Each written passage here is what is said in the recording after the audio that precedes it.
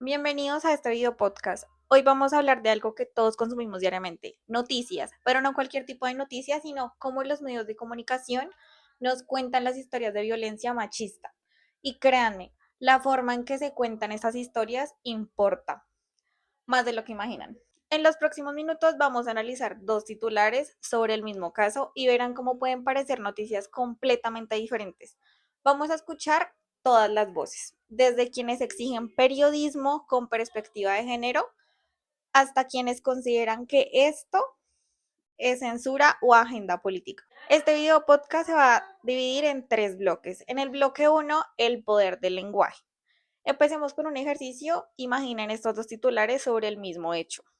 El titular A, hombre mata a su expareja tras discusión. En el titular B, feminicidio en la ciudad de Bogotá, un hombre asesina a su pareja en contexto de violencia de género. ¿Notan la diferencia? En la posición crítica, el primer titular invisibiliza el problema. Usar términos como crimen pasional o discusión.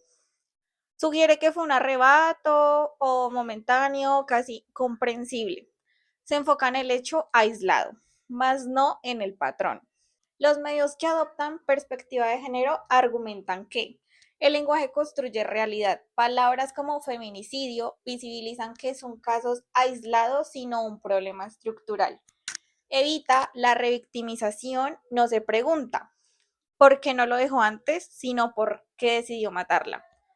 Protocolos como el de la Red PAR, Periodistas de Argentina en Red, o las guías de la ONU normalmente recomiendan no romantizar la violencia, no incluir detalles morbosos, también informar sobre recursos de ayuda. También dar voz a expertas, no solo a policías.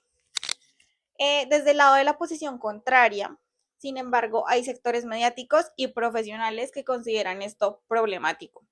Argumentos principales como libertad de prensa, que consideran que imponer un lenguaje correcto es censura. Los periodistas deben poder describir los hechos sin seguir un manual ideológico.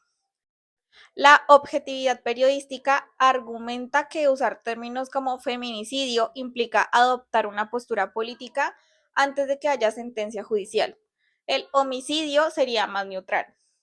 Sensacionalismo versus realismo. Defienden que el público tiene derecho a conocer los detalles y que la crudeza de la información puede generar conciencia social. También la negación del problema estructural. Algunos sostienen que cada caso es individual, resultado de problemas personales, enfermedades mentales o locura, no de cultura machista. En el bloque número 2, entre el morbo y la estadística. Ahora hablemos de cómo se cuenta la historia completa, no solo del titular. Desde la posición crítica, el problema del sensacionalismo es que convierte la violencia machista en espectáculo. El morbo mediático, programas que muestran fotos de la víctima, entrevistan a vecinos y recrean el crimen. Foco en lo excepcional.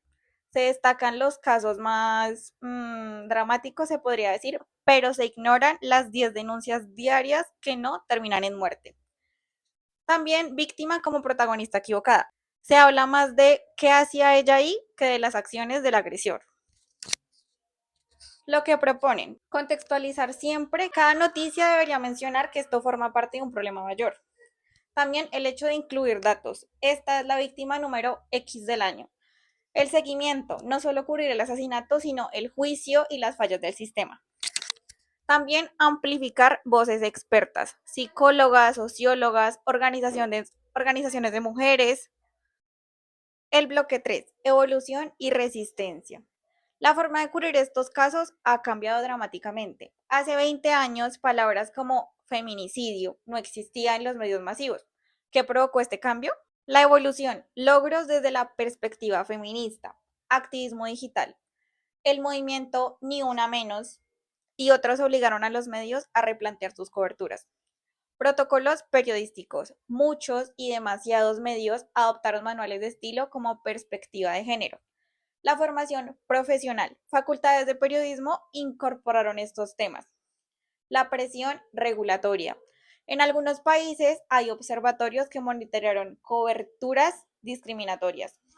Para finalizar, después de este recorrido, ¿qué podemos concluir? Puntos de consenso, sí los hay. Todos coinciden en que la violencia contra las mujeres es un problema grave. Nadie defiende abiertamente el morbo o la revictimización extrema. Hay acuerdo en que se necesita más formación periodística y puntos de tensión permanente, como por ejemplo el lenguaje, neutralidad o perspectiva de género, el enfoque, caso individual o problema estructural, el rol del periodismo, espejo de la realidad, agente de cambio. Mi opinión personal es que no podemos hablar de neutralidad cuando hay vidas en juego.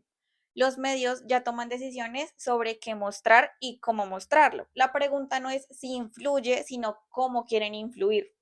Pero entiendo las preocupaciones sobre la libertad de prensa y pluralidad.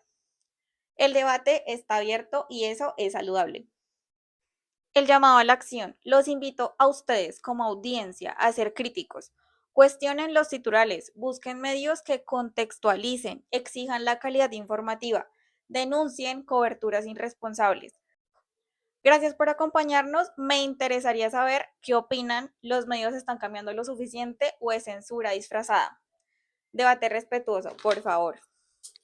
Nos vemos en una próxima ocasión.